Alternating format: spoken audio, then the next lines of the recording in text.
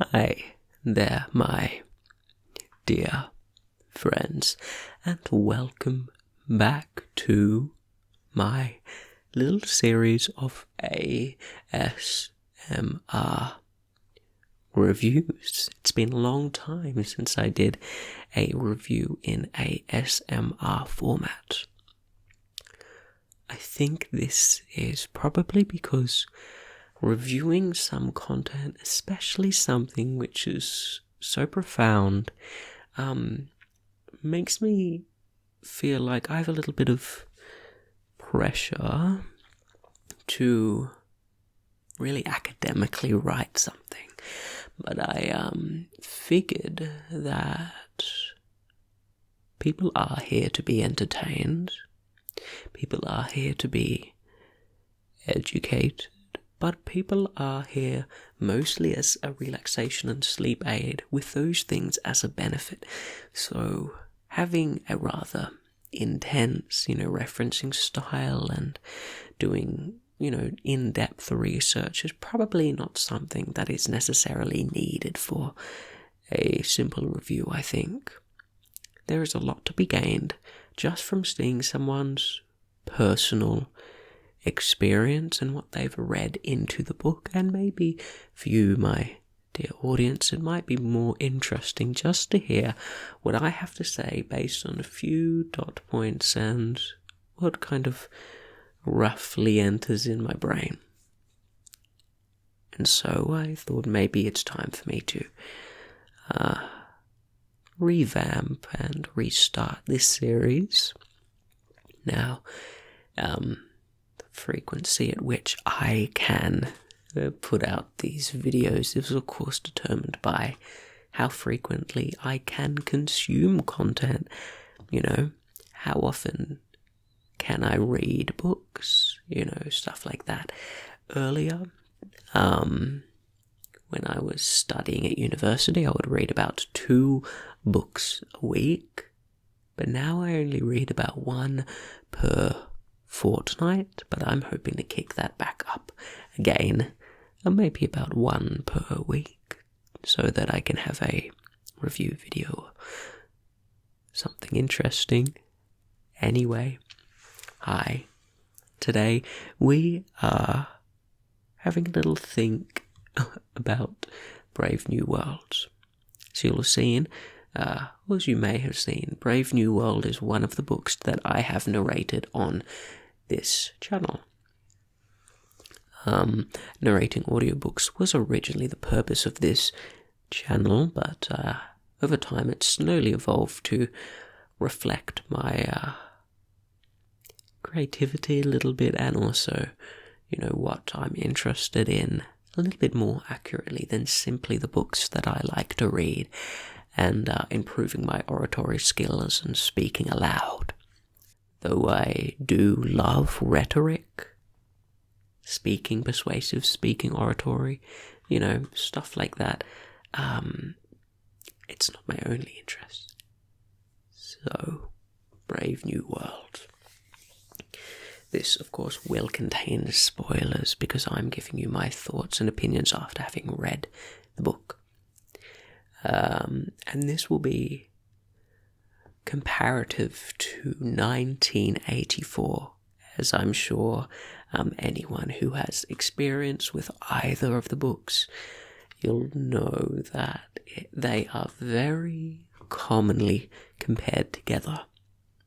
And I'm not going to be comparing in some thematic, methodological, writing technique comparison way. I'm just going to be talking about the similarities that I personally find interesting. I have a few dot points here, and I'm going to be expanding off of them. First one is basically that I find Brave New World to be a happier version of 1984 in some ways. And I think if you've read both, or if you know the story of both, you will agree that you probably would rather be in Brave New World. So, why is this? Well, in Brave New World, instead of the endless suffering and torment that 1984 has in that dystopian universe, the universe of Brave New World is almost the polar opposite.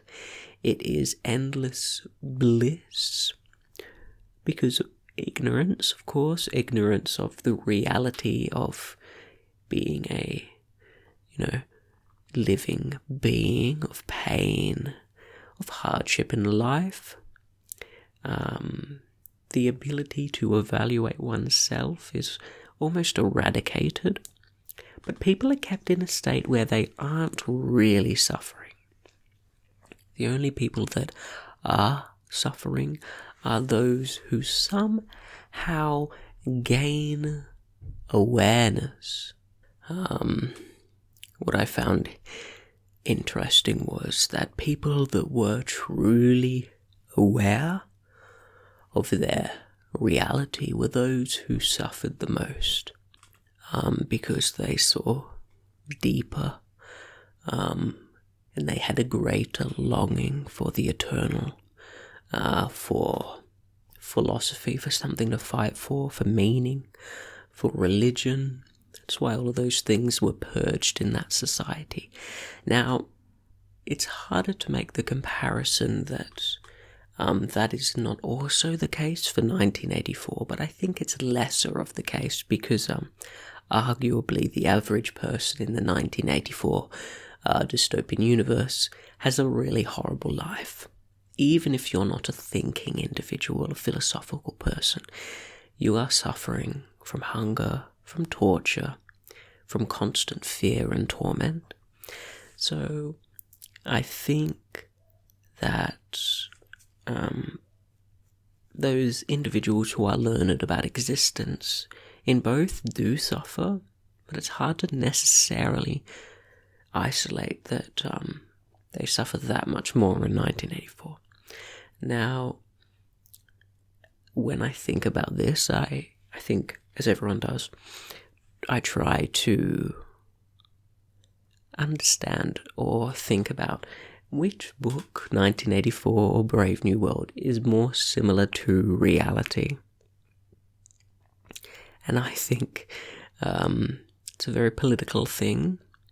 I think usually where you lie on your political spectrum will push you to say that the world is more 1984 or the world is more Brave New World. But in general, it's hard to think because you can see clearly the Brave New World type things in our society, that having a capitalist or society is kind of like where we have a pleasure-based economy. And those who are aware of this fact, and those who deep for something larger or more purposeful, do seem to suffer in our life.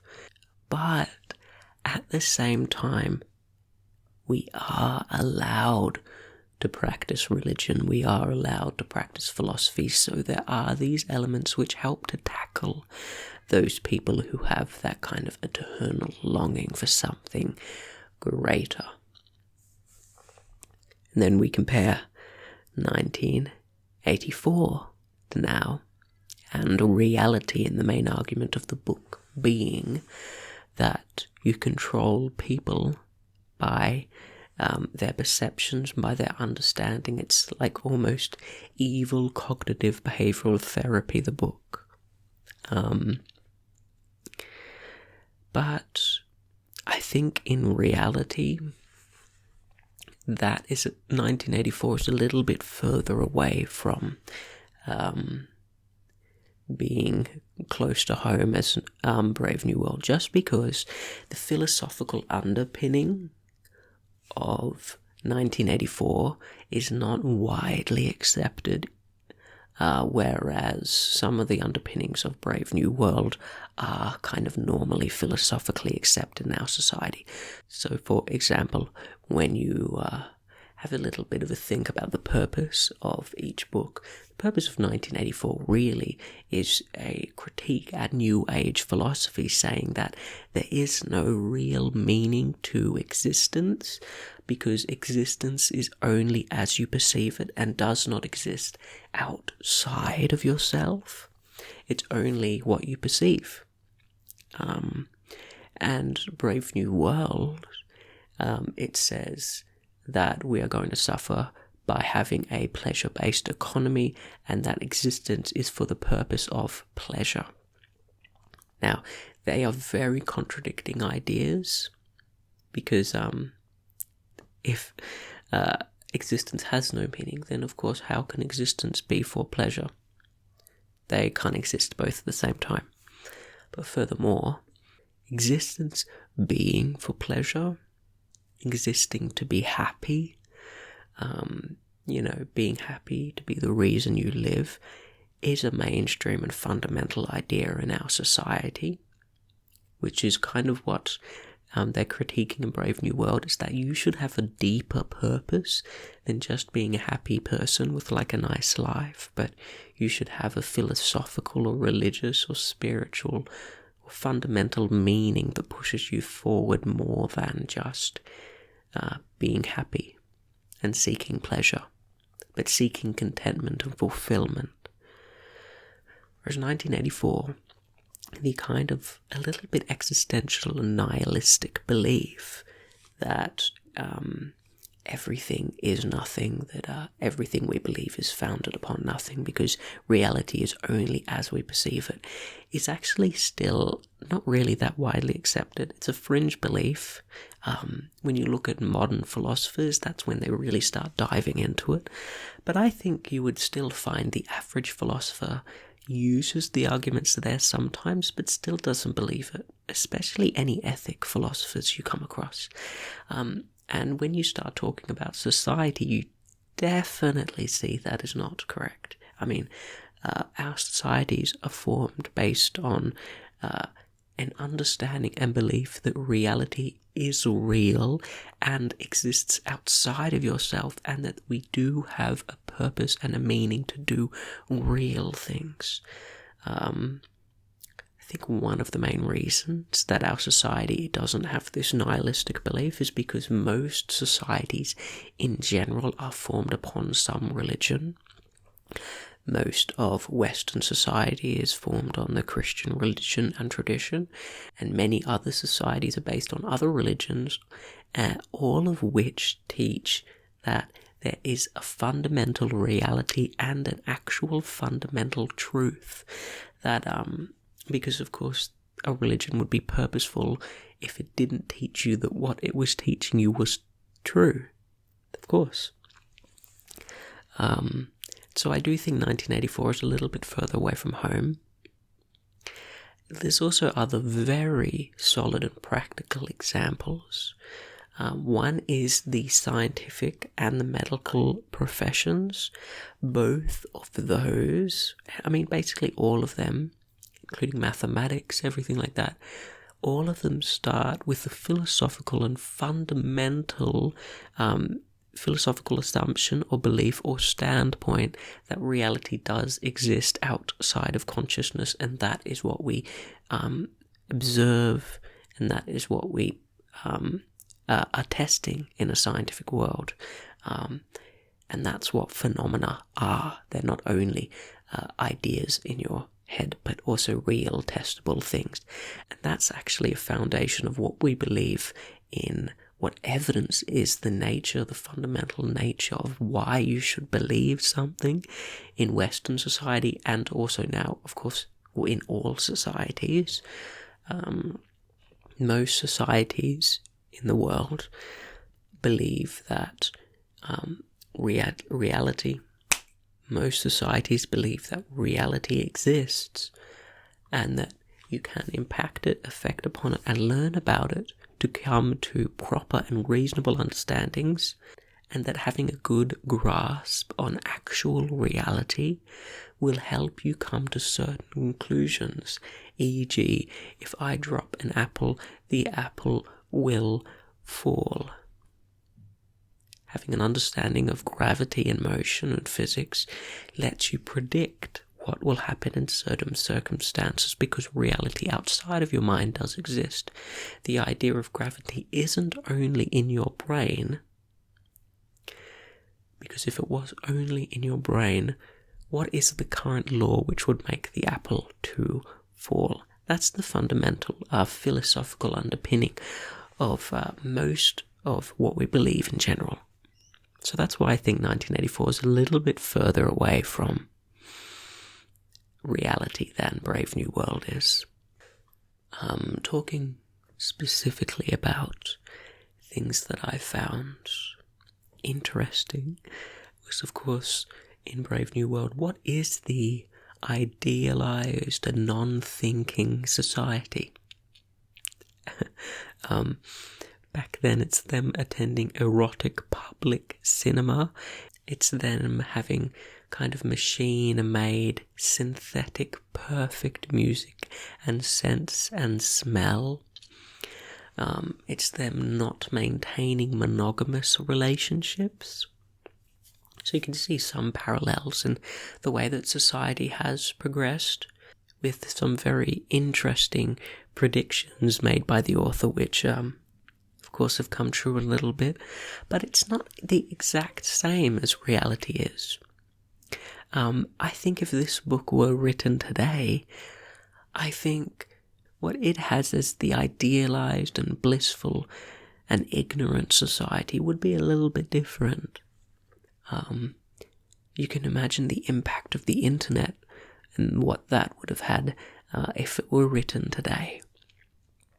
And modern pornography, not the way in which a movie is just an action thriller with eroticism like in the book that I narrated, but what they watch would be more hypersexualized, like things are nowadays as compared to what the prediction was in the past.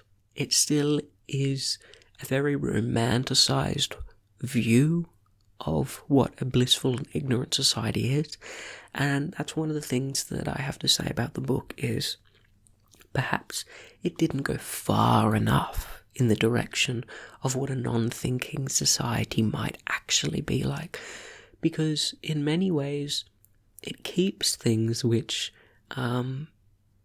do kind of romanticize the ideas of a non-thinking environment, like relationships and stuff like that do still kind of maintain themselves and hold up. But I think there would be many elements that would cause people pain and things like that in the way that they structured their society, which the author didn't really give answers to. I'm sure with having a hypersexual, polyamorous kind of society in the way that they did, there would be body image issues and there would be a bunch of stuff like that they didn't really talk about too much.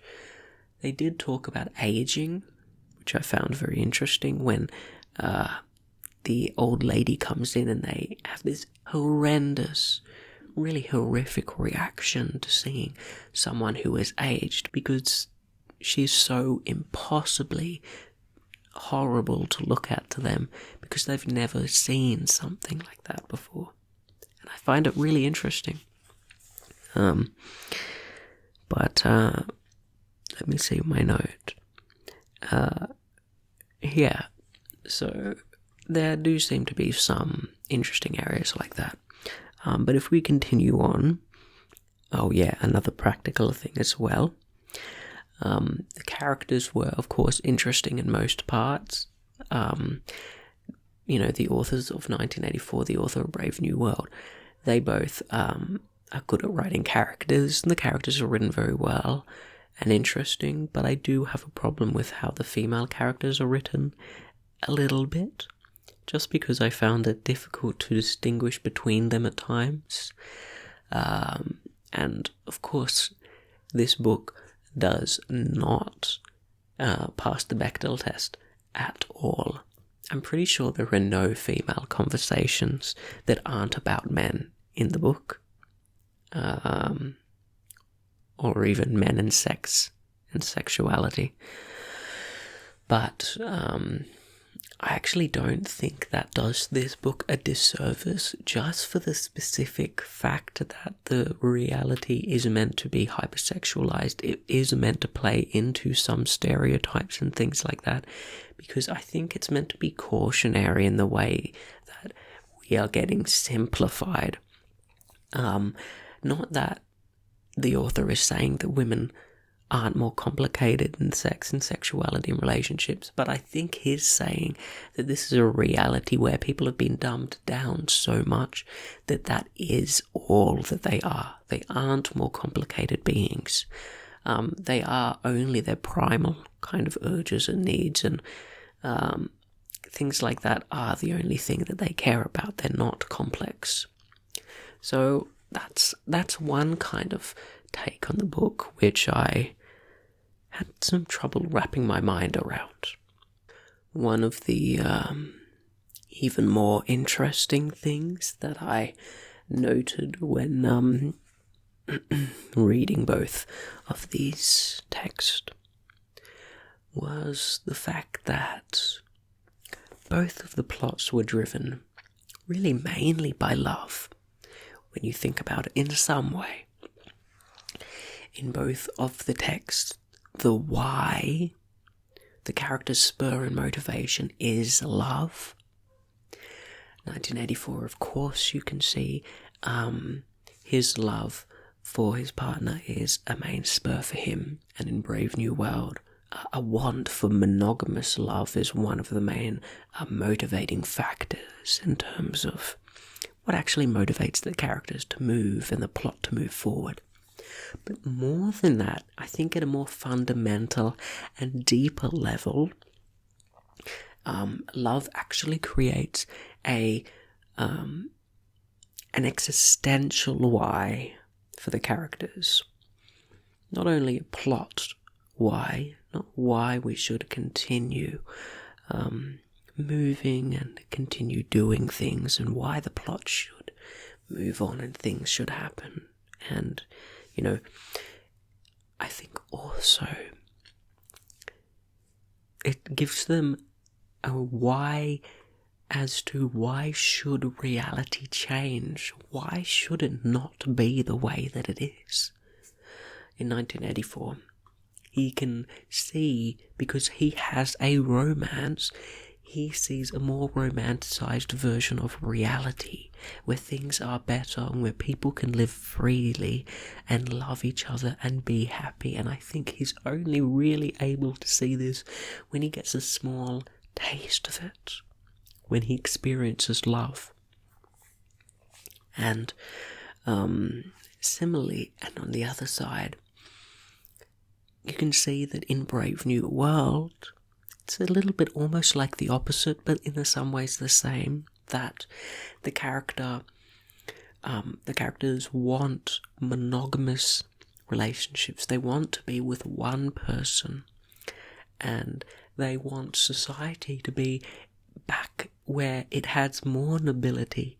It has thinking and interesting individuals, because the people have been able to think deeply, and also the why, and they've started caring about each other because they have a reason to care now. They have someone to love, and they go, wow, it's not only that I have a motivation to do something, but wow, human existence and reality can be so much different now that I realise that there is a human potential for connection, that there is a reason for society to be different.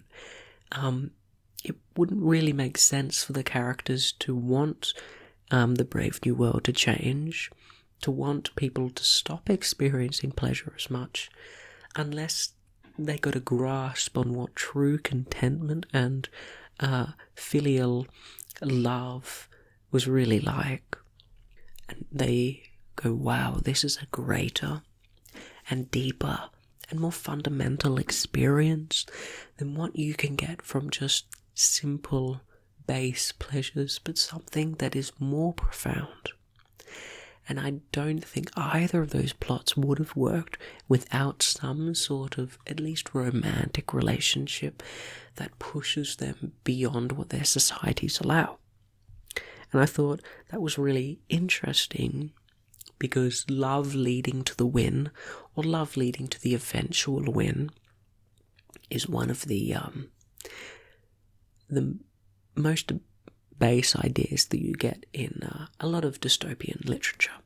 And I hope that this, or these tales being cautionary, also are realistic, because I hope if we ever venture too far in either direction, I hope that love, that something base, a base part of human nature, can be our saving grace, that our relationships to each other, and for caring about each other, and helping each other, that this core part of being a human, this core existence of ours, can be what saves us if we are ever in a time of peril or a time of trouble.